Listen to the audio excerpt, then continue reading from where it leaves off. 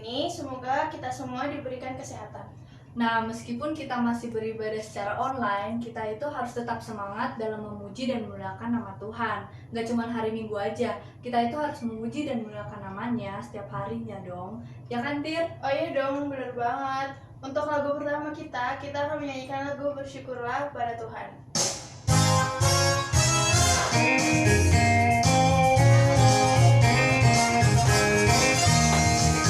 Bersyukurlah pada Tuhan, serukanlah namanya, bernyanyilah bagi Tuhan, beri lepas buah.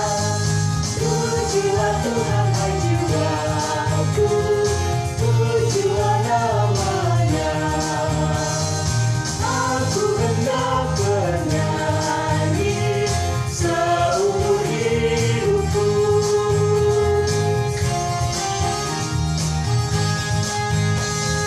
Hatiku siap ya Tuhan, bernyanyi dan bermazmur, karena Engkau maha baik, setia dan benar.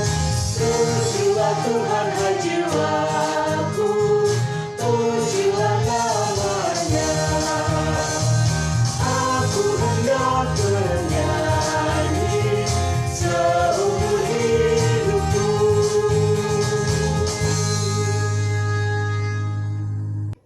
Teman-teman, mari kita bersatu di dalam doa. Tuhan, terima kasih Tuhan atas berkat yang Engkau limpahkan pada hari ini. Dan sekarang kami akan menyelenggarakan ibadah secara online. Kiranya Tuhan menyertai ibadah ini supaya berjalan dengan lancar dari awal, pertengahan hingga akhir. Dan kiranya Engkau menyertai kami sehingga firman-Mu dapat kami terapkan di dalam kehidupan sehari-hari. Di dalam nama Tuhan Yesus Kristus kami berdoa dan mengucap syukur. Amin. Teman-teman, sebelum memasuki firman Tuhan, mari kita nyanyikan lagu Kusiapkan Hatiku Tuhan.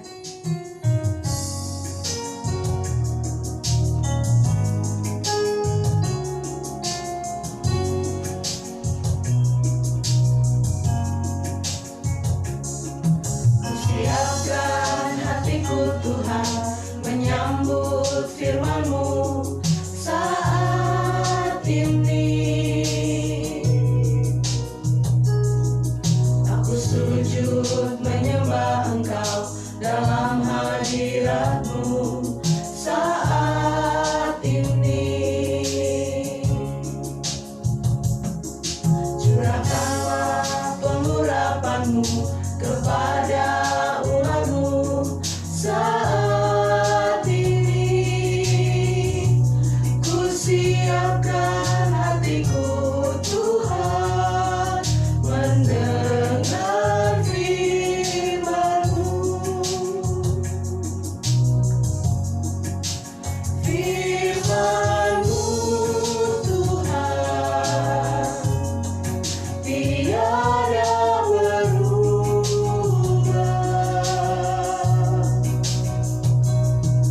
Sejak semulanya dan selama-lamanya, tiada berubah.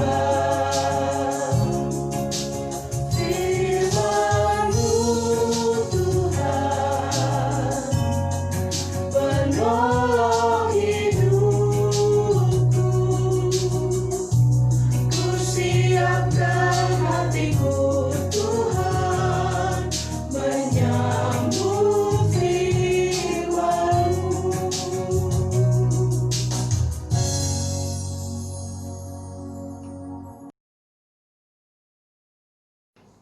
Selamat pagi remaja GKI Jati Bening Indah Bekasi. Sebelum mendengarkan firman pada hari Minggu pagi ini, yuk kita bersama-sama berdoa.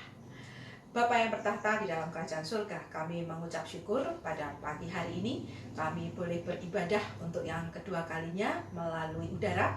Kami mengucap syukur di tengah kesusahan yang terjadi, Tuhan juga memberikan kami kesempatan untuk tetap boleh ibadah di tempat kami masing-masing. Perkenankanlah Roh Kudus memandu kami, menopang, mengingatkan akan firman Tuhan yang tidak hanya indah untuk dibaca, namun juga perlu untuk dilakukan di dalam kehidupan hari lepas hari. Bersabdalah bagi kami ya Bapa, kami siap untuk mendengarkan. Amin.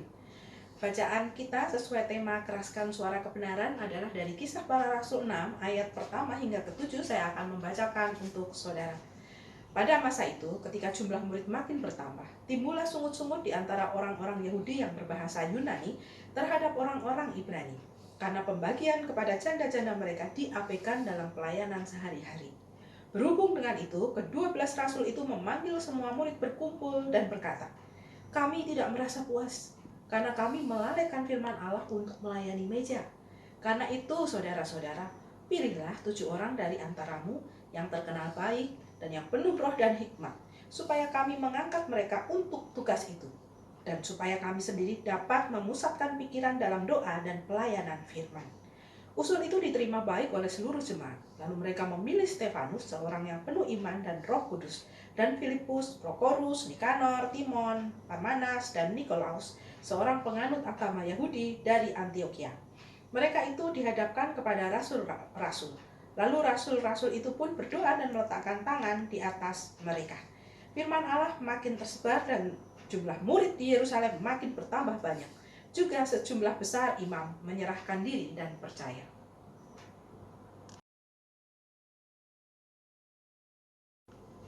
Saudara-saudara yang dikasihi Kristus, setiap tanggal 1 Mei kita diliburkan, baik pelajar maupun mereka yang bekerja. Ada apa di tanggal 1 Mei? Ya, hari 1 Mei adalah hari peringatan buruh. Nah, di tanggal 1 Mei biasanya buruh melakukan demonstrasi. Kenapa kita diliburkan? Supaya kita tidak mengalami macet dan kerusuhan. Karena demo-demo yang ada di bumi Indonesia ini mengarahnya jadi negatif. Apakah arti demonstrasi yang sebenarnya? Demonstrasi adalah menyampaikan aspirasi, keinginan, atau pendapat. Ini adalah salah satu cara berdemokrasi. Namun kenapa sampai bisa jadi ke arah yang negatif, kekerasan dan sebagainya? Itulah di tengah kehidupan kita. Jadi harusnya tidak, tapi terjadi. Nah, daripada mengalami kerusuhan, akhirnya semuanya diliburkan. Nah, padahal kita punya budaya juga di tengah masyarakat kita, yaitu musyawarah untuk mufakat. Itu juga salah satu bentuk demokrasi loh. Nah, di dalam musyawarah mufakat ini orang duduk bersama, orang didengarkan, lalu mencari permasalahan ini, dicari apa yang menjadi asal mula permasalahan ini. Tidak untuk menyalahkan orang-orang, tetapi lebih kepada sebenarnya ada apa. Duduk bersama, berbicara bersama.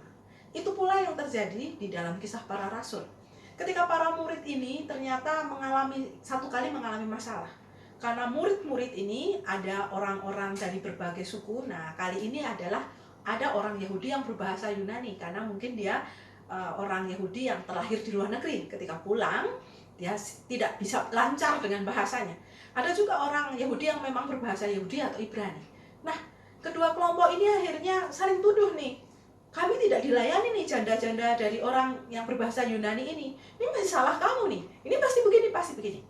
Para rasul saat itu yang tahu masalahnya mendudukkan mereka bersama-sama. Lalu para rasul ini untuk pertama di dalam percakapan itu mengatakan, ini kesalahan kami nih. Karena kami tidak bisa melayani meja dengan baik. Yuk kita cari permasalahannya ini apa. Mari kita selesaikan bersama-sama. Akhirnya permasalahan yang menjadi masalah utama adalah kekurangan tenaga, kekurangan pelayan.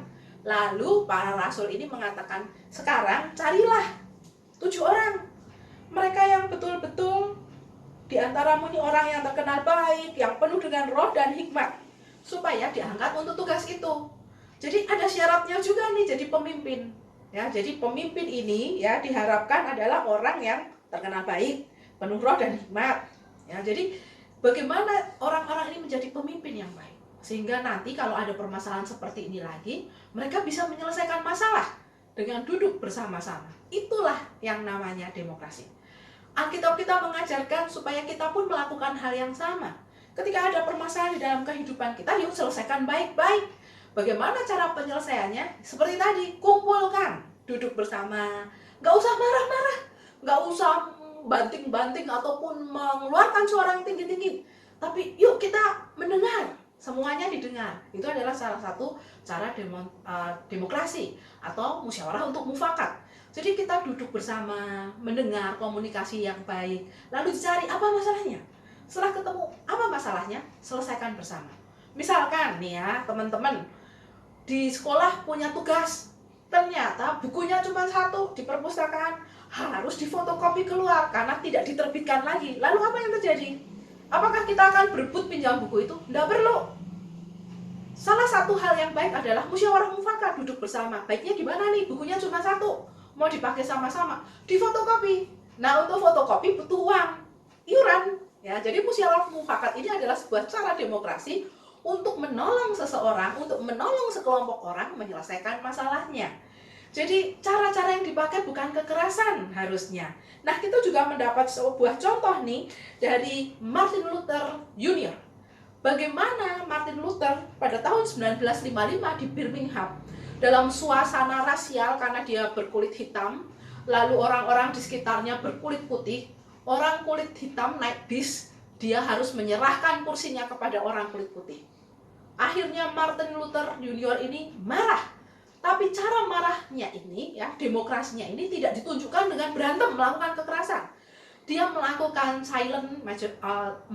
silent demokrasi, yaitu mengajak orang-orang untuk melawan hal-hal yang tidak baik rasial itu dengan jalan kaki. Ya, mereka akhirnya melakukan boikot namanya, boikot bis. Jadi mereka tidak mau naik bis. Mereka lebih baik berjalan kaki kemanapun. Sampai akhirnya pemerintah melihat dan kemudian melihat semangat mereka dan kemudian mengabulkan bahwa memang harusnya rasial tidak boleh ada lagi di Amerika Serikat.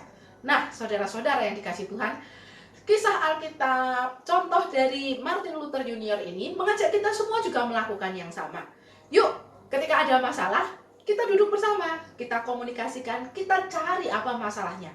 Kita selesaikan bersama tanpa menyalah-nyalahkan orang. Dan kita melakukannya dalam damai sejahtera. Karena itu, kita juga diajak untuk menjadi seorang pengikut Tuhan, pemimpin Tuhan, yang selalu melakukan hal-hal yang baik, yang memiliki roh Allah dan roh hikmat. Karena itu, yuk miliki roh hikmat Allah itu, supaya kita bisa melakukan dan mengajak orang senantiasa melakukan hal yang baik. Amin. Saat teduh untuk kita semua.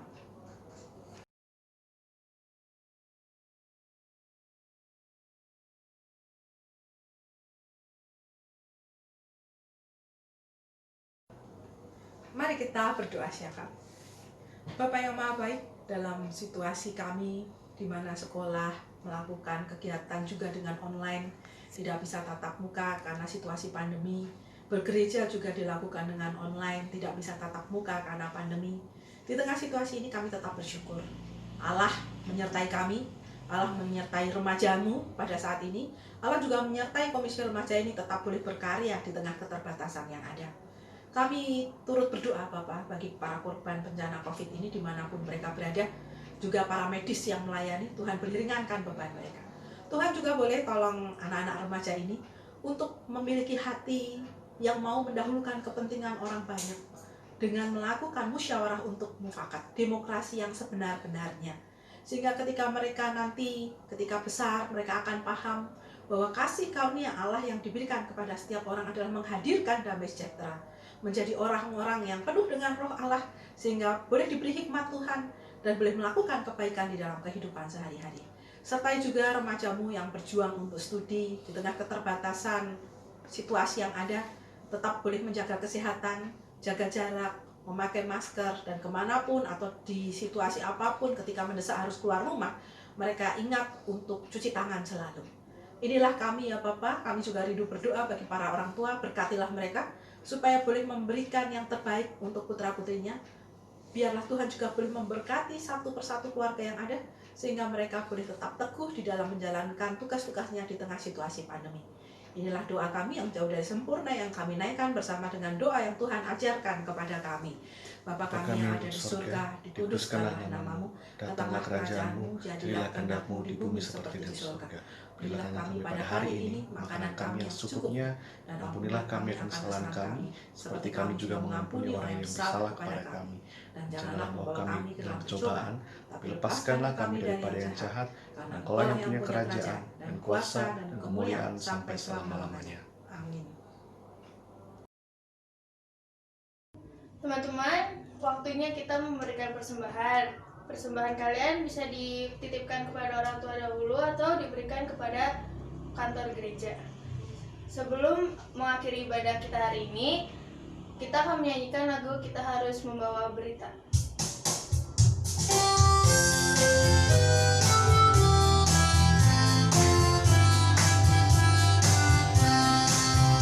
Kita harus membawa berita pada dunia dalam gelap tentang kebenaran dan kasih dan damai yang menetap dan damai yang menetap.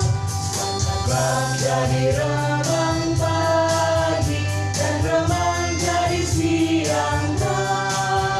Kuasa Kristus kan nyatalah, ramai dan cemerlang.